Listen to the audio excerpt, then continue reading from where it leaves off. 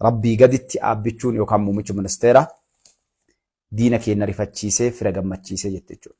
Haala yeroo tachirraa aansee. Maali? Mata duree akkanaa maaliif qabadhee dhufe yoo jettan namni nama hin galatoonfanne rabbiin illee hin galatoonfatu jedhanii addallee oduu haarawaa guyyaa irraa waan gammachiistu adda addaatu dhagahama. Akkuma namoonni sooshaal miidiyaa kana gubbaa jirtan haala jiru hordofaa jirtanitti dalaggiin aabbichuudha guyyaa irraa ifa bayaa deemti. Guyyaa irraa saba biyya kanaa uummata biyya kanaa abdachiisaa deemaa jirti jechuudha. Waan haarawaa dhageenyaa, waan haarawaa agarraa, ikoonoomii irraa ka'ee biyya irraa ka'ee dhuunfaa irraa ka'ee biyyatti wanni dhagaa jiru argaa jiru alhamdulillahi hedduu nama gammachiisti jechuudha. Akkuma hadha warri sooshaal miidiyaa hordoftan warri biyya teessaniif jecha halkanii guyyaa biyyi teenna maaltu inni gammachuu inni gaddaa maaltu jettanii yaaddanitti hadha wama duraan isin himaa turrellee yoo ta'e wanni haarofni hadha gabbaa'e karaa raayyaa ittisa biyyaa gootoowwan Itoophiyaa warra daangaa biyya tanaa kabachiisee tiksu wareegama kennee raayyaa ittisa biyyaa irraallee akka gartee infoormeeshiniin kun kennametti akkasumas sooshaal miidiyaa irra deemaa jirutti Itoophiyaan bishaan Abbayyaa kana gubbaa sodaa guddaa of rakkoon guddaan deemaa ture biyya tana ni beektanii hadha bishaan Abbayyaadhaa dhibbatti 100% akka inni ufittisuu danda'eef Itoophiyaan bishaan Abbayyaatiif ammaa achi sodaan takka shakkiin takka kan jirretti Itoophiyaadhaaf biyya isiitii fi dhibba qoma dhaatee mootummaan biyyattii tanaa raayyaan ittisa biyyaa akkasuma warri dhimmi ilaalu guutuun isaatu waan biyya kana gammachiisu uummata Itoophiyaa miiliyoona 100 foyi gammachiisu gad isin dhiisee jechuudha. Inni maalidha?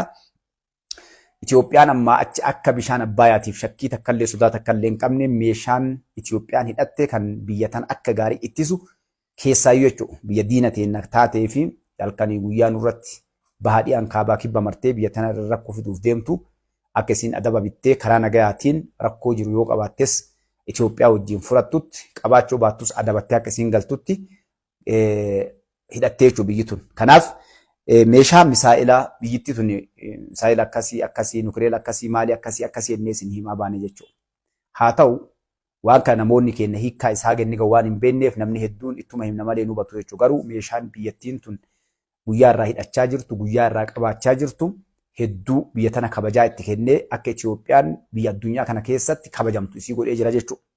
Kanaaf ragaan aabbichuun dheengadda gaafa Raashaa dhaqee akkuma isin hundi keessatti argitanitti simannaan addaa eeddoon addaa kabajaan addaa godhame aabbichuu jechuudha. Puutiin miigii lama yookaan xiyyaara lolaa lama ramadee xiyyaarri aabbichuun deemuunii fi guruppii yookaan gareen isa wajjin deemtuun kabaja addaatiin akkasii qilleensa irratti illee kabajame bakka bu'ee nyaata irraa eegalee haga bakka walgahii deemamutti kabajaan addaa godhameef san qofaa miti jechuudha. Gaafii biyyoota addunyaa keessatti uume Itoophiyaan biyya barbaachistu yeroo barbaachistu keessatti biyyoota guddatan bireeksitti dabalamtee jedhe jechuudha. Biyyoota hagasgaa walitti qabaman san keessa Itoophiyaa maqaa dhahee aabbichuu kabajaadhaanii mootummaan Raashaadhaa waame jechuudha. Maaliif? Itoophiyaa biyya barbaachistu nama hadha biyya tana bulchaa jiru nama barbaachisaa jechuudha. Kanaaf eega rabbii kennaati rabbii nama kanallee uumee isallee zarkaa kana fidee mootummaa adila kana nuu kenne eega galatoonfanne hiree tana kan nuu kenne Kaaliqu samaawaati wal ardi jechuudha. Aabbichuu galatoonfachuu qabna jechuudha. Gocha namni kun dalageen mataa ol qabannee gammannee hundi kenna jechuudha. Abdii horatee nama wadha. Kakalee biyya tana abaarullee mootummaa kana abaarullee hadha galee gartee biyya tana dalagachuu ofiriira galeeraan biyya jiraadha. Biyya galee halkanii guyyaa kakalee gartee waan hin jenne biyya tanaan jedhe mootummaa kanaan jedhu paartii kanaan jedhu har'a biyyi teenna toltee ilil jedhee ililfatee nu caalaa nu achi dhiibee ciqileedhaan namni gartee biyya tanarra fayyadamaallee jiru fayyadamuuf galeellee ka biyya keessaallee isaa jechuudha. Wanni ifaajaniif qabsaaniifu kanaafi. Beekaan qaraa beekaadhaa, qabsaan qaraa qabsaadhaa, hayyuun qaraa hayyuudhaa, gargaaraan qaraa gargaaraadhaa, warra lafa bade osoo beekus ta'e osoo hin beekne wallaalaa warra gartee uf nyaatu warra uf balleessu kana akka inni uf hin nyaanne akka uf hin balleessine wallaalaan akka waa baratu gochuudhaaf qabsaayaa turre jechuu qabsaayaa turtan hundi keessan alhamdulillahi rabbil aalamiin. Har'a wanni argaa jirru faaruun rabbiiti. Biyyi teenna biyya gartee namni biraatu itti dalagachuuf mootummoonni addunyaadha. Biyyi Itoophiyaa barbaachistu eenyullee Ameerikaa yoo dhatte Noorwee, Awustiraaliyaa, Kanaadaa, Swiidin, Hoolaand, Yuroop, Iiziyaa biyya feete dhaqe. Itoophiyaa jedhamu hadha jechuudha. Kun kagalee gartee isii cabsee keessaa waa qorqochaa ture. Kun akkam goone keessaa waa cabsanne qocanna jecha eegaa bahee kun kana maraa dhabee gartee taa'ee biyyi sun silaa gaarii akkam goone nyaanna jedhaa ture jechuudha. Hadha abbaan biyyaa yeroo gara taayitaa dhufe hogganni gayaan, hogganni beekaan, hogganni biyyaaf yaadu yeroo dhufetti hundinuu irraa fayyadamuudhaaf weelkaam dhihaadha. Itoophiyaan biyya gaarii, istiraateejii qabdi, qabeenya qabdi, beekumsa qabdi jedhanii simachaa jiran jechuudha. Kanaaf abbichuun galatoomee eega jenne maaltu jira guyyaadha wanni isin himnu yoo jettan Itoophiyaan hadha warri afaan Arabii beektan, warri miidiyaa Ijiptii caqastan, addunyaa caqastan nu caalaa ana caalaa mootummaa Itoophiyaadha waan kana gabbaase caalaa raayyaa ittisa biyyaa ka wareegama itti kafalee hadha wareegama kafalee saniin Itoophiyaadhaan abshiru uummata Itoophiyaatiin nutu isinii jira. Meeshaa gahaa hidhannee jirra. Amma achi bishaan Abbayaa nam tokko maqaan dhawas gargaranii ilaalan jedhee ibsa kennee caalaa hadha mootummaa Ijiptiitiif aktiivistoota Ijiptii akkasuma hawaasa Ijiptiittu hidhannoo Itoophiyaan hidhatte, dandeettii Itoophiyaan hidhatte ganamarraa galgala guyyaa kana guutuu ibsa kana ibsaa oolanii jechuudha. Meeshaa akkam hidhatte Itoophiyaan? Misaa'ila hidhatte. Misaa'ila Itoophiyaan hidhatte kuni asiin duras maqaa isinii dhahaa turre. Misaa'ila Iskandar jedhan, Iskandar M yookaan ammoo misaa'ila asiin dura Raashaa irraa Itoophiyaan bitatte kan gara biyyaa gale, kan dandeettii addaa qabu, kan fageenni inni deemuu danda'u kiiloomeetira 300 sa'aatitti 3,000 dhiifama. Sa'a tokko keessatti kiiloomeetira 3,000 deemu. Sa'a tokko keessatti. Akka ka'unnaa sanitti hin eeginaa duuba akka dheengadda Iraan Israa'eliin dhoofte jechuudha.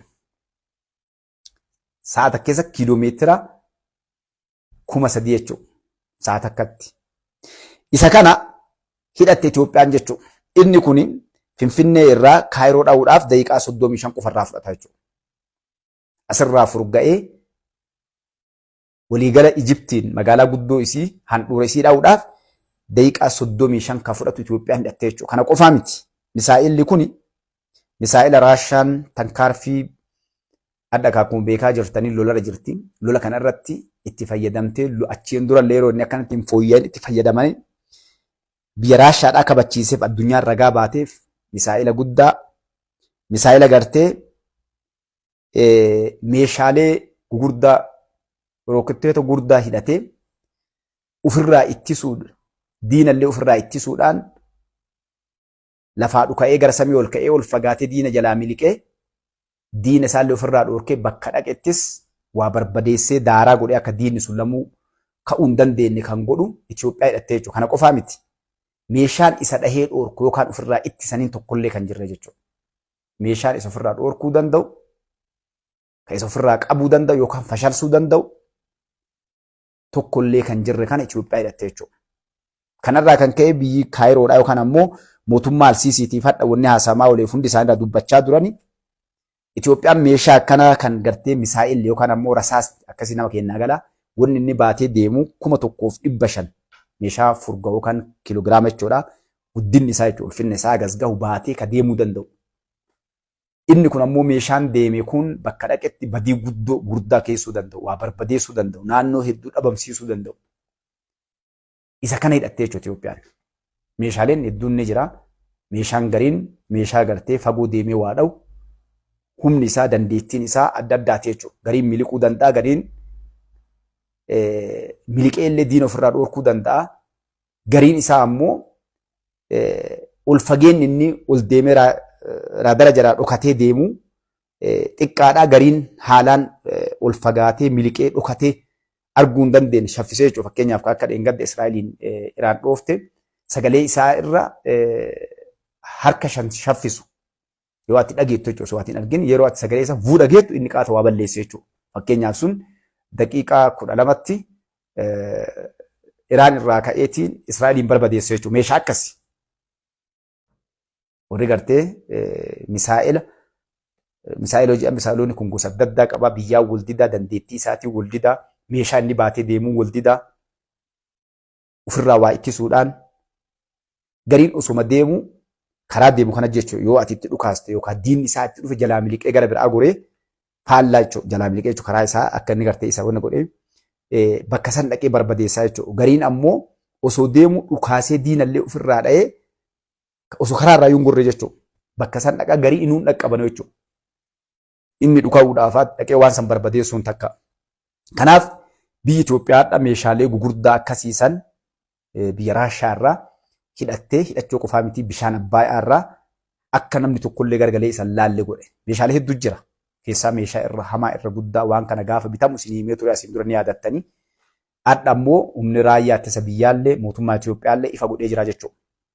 Meeshaan isin himaa jiru kun kan asiin dura isin hime.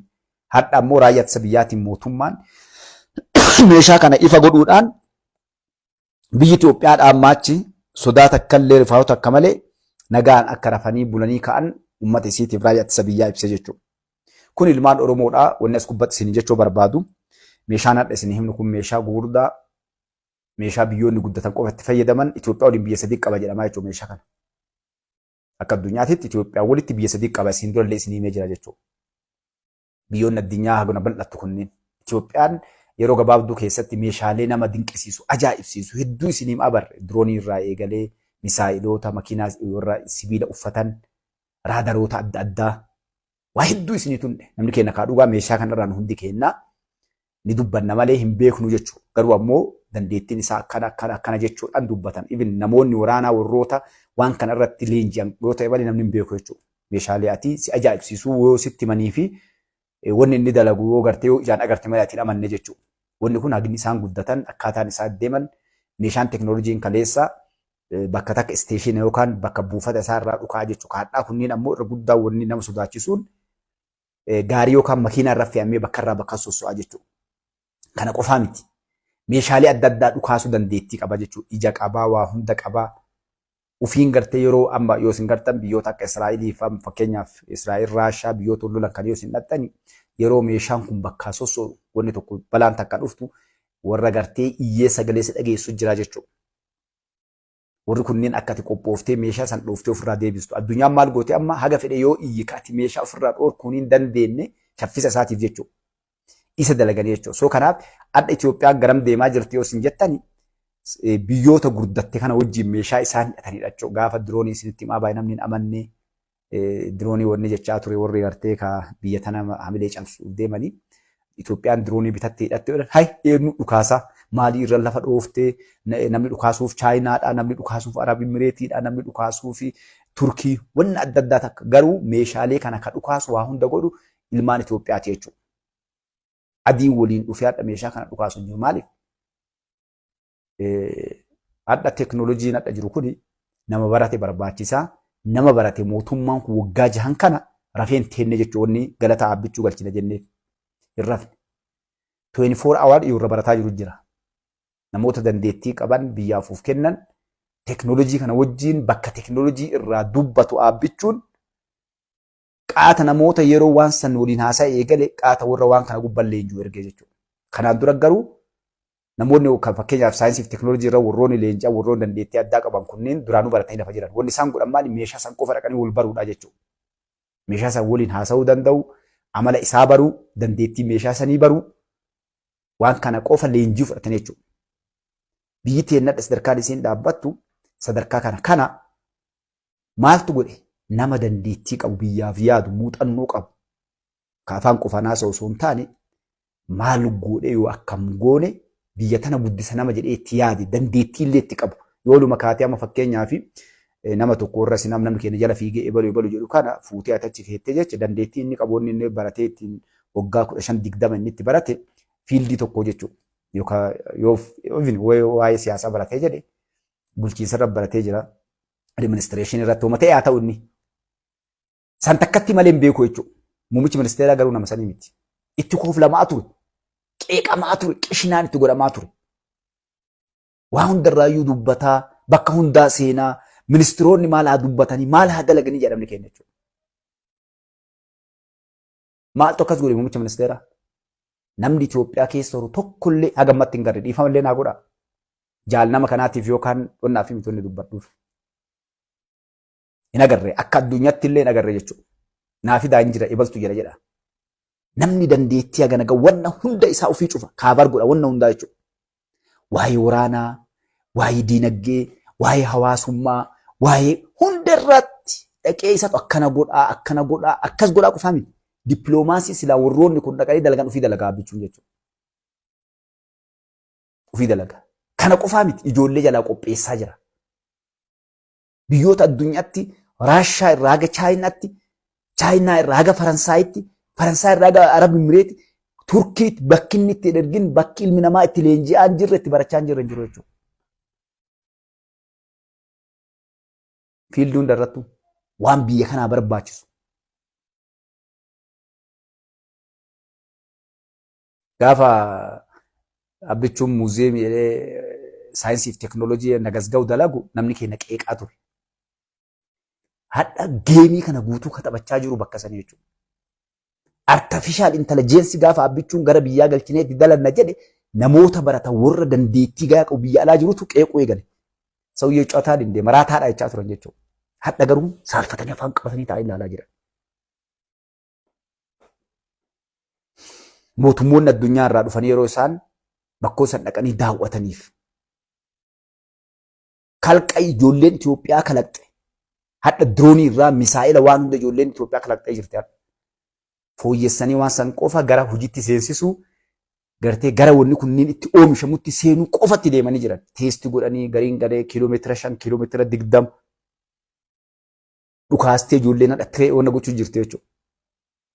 Qawwee ofii tolchaa jiran, taankii, madaafa, meeshaalee jiru moodarni godhanii xiyyaarota kaleessa biyya keessa Itoophiyaa keessatti xiyyaara Itoophiyaa seenaa Itoophiyaa halkan hin deemu jechuudha halkan hin dalagu kan lolaa. Hadha xiyyaaronni Itoophiyaadha halkan barrisee lolee tankaar fudhatee waraana buusee raashina geessee waa hunda godhuu danda'a. Maali warri alaan tolchine? Ijoollee Itoophiyaa ilmaan Itoophiyaa hayyoota Itoophiyaatti waan kana godhan. Xiyyaarota Mangistuu Hayilemaariyaam dhaabee paarkingii warraa hammaatanii meebi waan xiqqoo takka ta'uu ni mala. Maaliif kalee xiyyaara Itoophiyaadha yeroo inni hammaatii suruphu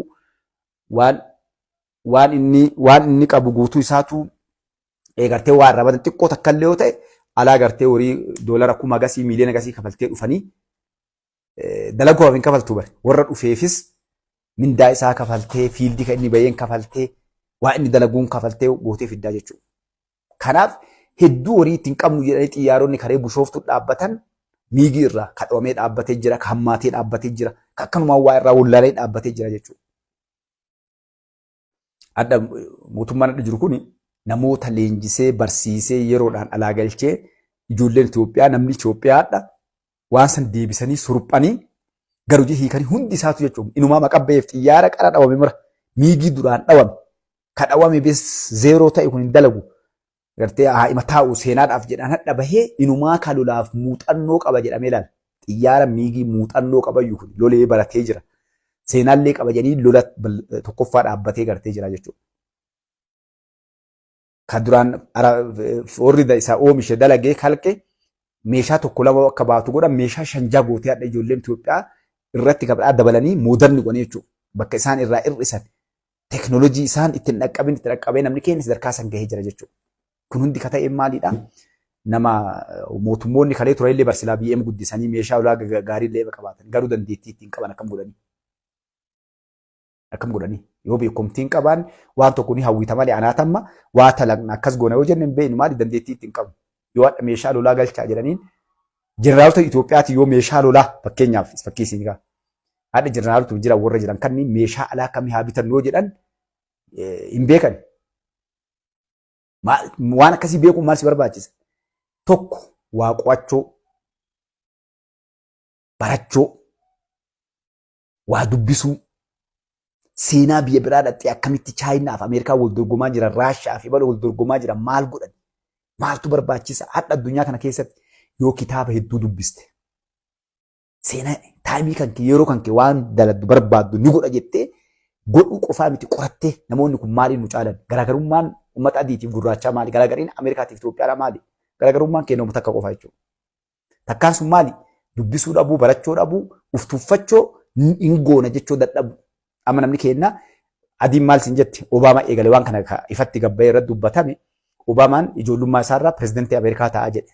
You can't jedhanii. Hin dandeettuu jennaan I can jedheen ni danda'a jedhe. Hin taatu naan ni ta'a jedhe. ni godha waan jettee ni godha afaanii qofaa miti kaa godhuudhaaf waan san gubba yoo dalde hin goota jechuun wanti hin gooneef hin jiru. Amma namni kenna hedduun hamilee si cabsuun maali? Biyya guddatte Ameerikaa fa'aan dorgomnaa siin jedha.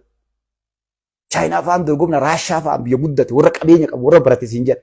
Kanaan hamilee uummata keenya cabsanii dardarri keenya akka hin baranne namni keenya akka hamileen gabbee diina isaa duran dhaabbanni kanaan mataa nu cabsan jechuudha.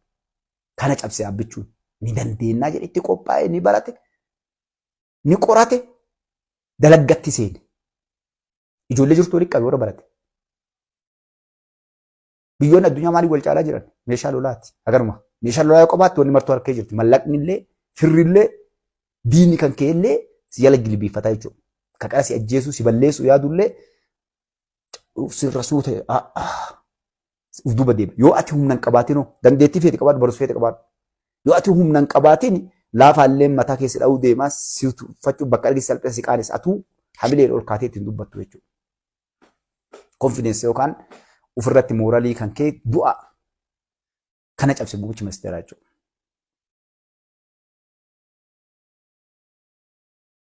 Kanaan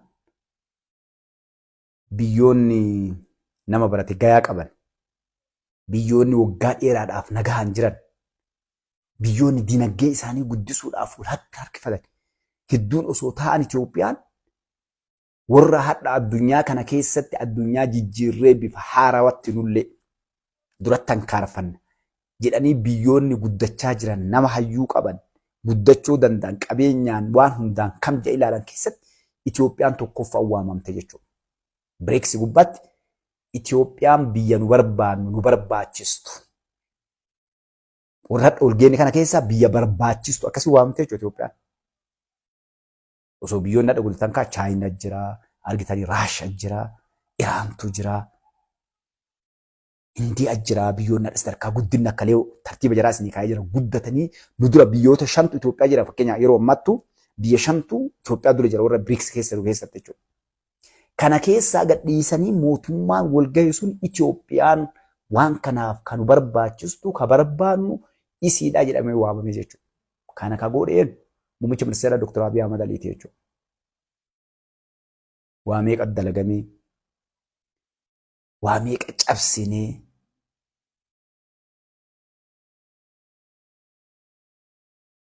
inshaallah. Kanaaf qaqqaalii babbareedduu ilmaan Oromoodha. Nam tokko yaada na barreesse daqiiqaa agarsiin nu deebisee jechuudha. Inshaallah. Daqiiqaa qabadhee boorraa isin seena inshaallah daqiiqaa hin qabanne. So kanaaf qaqqaalii babbareedduu ilmaan Oromoo wanni waan kana akkana isin kaa'uun maaliifi mooraalii isin horuufi miti hamilee bakka dhaabbannuuf haa agarruufi. Bakka tana ka dhaabbanneen nama kana rabbii gaditti. Muummicha ministeeraa Dr. Abiy Ahmad Aliiti. Dhugaa isiniimu namni abbichuutti hin duulin hin jiru. Guyyaa keessa namni hedduun amanaa fudhachaa dhufe malee nama kana ittiin duulin nama fakkeenya isin kaasa dhiifama dheeradhu isin irraa gabaabsa inshaallah. Adda mucaa waa'ee amma gartee boolee taphatee kanatti abashoonni duulaa jirti. Nafxanyoonni. Maaliif beektu isin? Maaliif duulan beektu? Eenyutu duulallee beektu isin? Kenna. Akka wanni kun bahe mucaan kun baaseen jalqaba kee itti duule kenna ni yaada yoo yaadattan taate jechuudha. Namni hedduun irraa dubbachaa turan. Iftuu bakka lafa irraa dubbachaa lafa dura dubbachaa ture baanii illee onnaa jechuudha.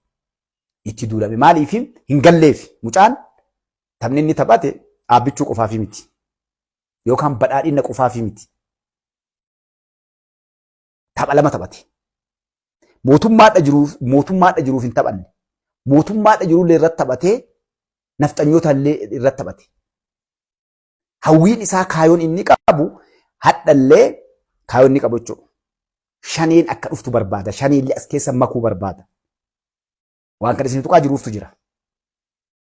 Laal waan goonu isarraa eegalii artistoota ammaa sirban, aktiivistoota, namoota hangoo gubbaa jiran warra of duraallee deeman haa qulqulloofne nuti bes diina keenya cabsinee galchinee jirra. Itoophiyaa ijaaruu jirra. Oromoon ammaa achi quuqaan isiin himattu qaawwi isiin achillee osoo jaan hin jiru. Maali mucaan sun maal jedhee waliigalan alaa galanii gola keessa yartuu jiraa jedha dhallee. Akkasiin laal. Maaliif shaneen bu'aan isiin Oromoo fiddu yoo namoonni sammuu keessan keessa laaltan wanni isin tuqu shaneen bu'aa qabdi nama bu'aa qabu kee jirtee yoo laaltu taate dogongora guddaa. Har'allee namoonni sammuu keessa wanni sun jiru yoo jiraate irra gadee namaati, irraa gadii namaa. Nama dhiiga namaatiin taphatu nama dhugaan feene. Nama Dr. Abiy Ahmad Alii caalu fida yoo jette Allahu alam waggaa dhibbadhaa argachuu ni mana kun waan jiru seenaa addunyaa keessatti. Namni kanaa tasa dhufa. Tasa. Rabbiin hawaasni tokko yoo inni miidhame laalee yeroo garii waa fida. Kun kennaa Rabbiiti. Qabsoo kennaa waan findillee miti. Hedduu qabsoofte Oromoon, hedduu miidhamte, hedduu yaalte, hedduu ifaajje jechuudha. Walii galuu hin dandeenye garuu dhaquu hin dandeenye. Hadhallee nama siyaasaati. Kiliin waan gurbaan sun sirbi lafa sanii kaa'e. Qulqulluu. Wanni dhufe itti gammadame garuu waabbichuu hin feene. Rakkoo qabna bara. Waan dalagame, waan hadha ta'e namuu itti gammade garuu waabbichuun araa kiiloo jiraachuu Oromoon hadhallee na dhagaye gaariitti harka 175 hin feetu. Eega ta'e haa ta'utti jirti. Akkasiin gali Oromoos kanaa ol namni wanta itti fiddu wanta argattu hin jiru. Hin safin ni salphata simas salphata baay'ee. Garaa na nyaattan. Mucaan kun galgalaan sirbe. Gara deebinu hin qabnu gara deebi'an namni gartee shanee eegaa turanii shaneen hin dhufne lafti irraa bariite dubbii gara gangalataan daanii fi araa kiiloo jettee hidhee gabbayee sirbe. Osoo waan kana gaafa jalqaba waabbichuun araa kiiloo seenu sirbe Oromoo guutummaa ta'uu qaba. Ammallee biraa dhiisee kaa waan duuba irra jedhe sanneen. Gola keessaa si dhabuun fedhu. Marroon jedha beektani gola keessaa si dhabuun fedhu. Akkasitti deemuun garuu hin dhulaal. Gara lamee gaafa taane dhiiran taanu gartee siyaasaallee seenaallee hin dalagan. Siyaasaallee dalaguu hin dandeenyu. Garta akka citu yookaan as citu yookaan achi citu. Uummata keenya biratti sirbi suni sirba mootummaa kanaaf sirbi tolee arganii Finfinneen jijjiiramte addunyaan Itoophiyaa hadha kaagartee ona goote ammoo kaayoon isaan qaban kaayoo marroo araa kiiloo fiduuti. Yookaan Baqqalaa, yookaan Marroo, yookaan Jawaariin, yookaan gartee Ebaluun, yookaan Gadduu, yookaan Naahima maqaa isaa eenyu ganaa fannoo kana kanuma jechuudha. Kuni rakkoo namoonni qaban. Paarsanaalii dhukkuba isaan keessa waan ammallee hin baratin namoonni hedduun yeroo waa dalagan godhanii hin laalan duraa duuba. Wanni kun bu'aa maal naa qabaa, biyyaa maal qabaa, namni kun eenyu maal dalagee. Ani wanni ilaalu akka nam tokkotti akka Mustafatti siyaasaa irratti sonni umriilleen manguddummaa umrii keessa kun alhamdulillah bilchaadhee jira. Ganna 40 oli alhamdulillah. Yeroo an itti sabadhe waa addatti baafadhu jechuu bartee. Maaliin ilmaan tiyyaa bu'aa maal naa anaa mi ammaan ufiif hin jedhu. Ilmaan tiyyaa fi wanni hadha deemaa jiru kun bu'aa maal naa qaba. Anaa hoo dura ka dursa ufiif manam. Ilmaan tiyyaa fi. Wanni an dalagu ammoo ilmaan tiyyaa akka itti gammaddu ilmaan tiyyaa yoo na duubaafte abbaan keenya maal dalagee dabre. Naan saalfatti moo naan gammaddi waan an dalage irratti kana laalaa nama. Sabni kiyyoo naan gammadamoo natti gadda waan an dalage irratti. Namni akkasiin laallataa yoo hin deemne qilee bu'a. Just emotion taanii garee wayii deeggaranii akkamii ibalu akkas ta'u warra akkasii. Rakkoon kun Amaara warra jennu yookaan nafxanyaa jennu caalaa Oromoo keessadha dhukkubni kun. Gandaan wal qoonnaa, amantii wal qoonnaa, waa warri nu kenne hojii warraa dalana, hojii manaa diina keenyaa dalana yeroo maraa jechuudha. Kana waan diini kennallee ragaa ba'ee nullee hojii nagarre. Oromoos wal dhageenyi jala deemu wallaalaa yoo ta'e hatta araa kiiloo namni seene hattuu yoo ta'e ani yoo marroon deeme gaafas osoo marroon seene Daawud seene osoo Lammaan seene Baqqalaan seene gaafas fudhee jala deema. Maaliif? Ilmaan Oromootii nama kiyyaa achi kaayee rakkoo isaa fooyyessaa deema malee itti hiikee isa mataa dhiyaan kiiloo keessaa baasuuf hin deemsu wallaalinna. Diinummaadha sun. Tokkoffaa wallaalinnaa inni lammaffaan diinummaa. Maaliif? Ambarka qabsaahiif namoota wayii garee wayii bilisoomsuuf garee wayii hangoora kaa'uuf osoo hin taane sabni ona fishaa isaa keessaa bahe ona isaatti deebisuudhaaf qabsaayan. ona ofiitti yoo deebi'e barcumaa isaarra yoo deebi'e waa murteeffatee sirreeffata jechuudha. Kana yeroo godhu jagna ibaluun kaayaafi miti. Oromoon kiiloo tana bakka irraa waa murteessan tana ona ilmaan tuulamaa irraa buqqaate tana Oromoo yoo deebiti murteessu as mataan bakka ati waa irraa murteessu jechuudha. As keettee yoo inni hir'ina qabaate suutaan irraa buuftee lafa keetta nama sana. Yoo inni jabina qabaate waliin deemti. Hir'ina qabaatu ni guuttaafi. Garuu Oromoon akkasii miti.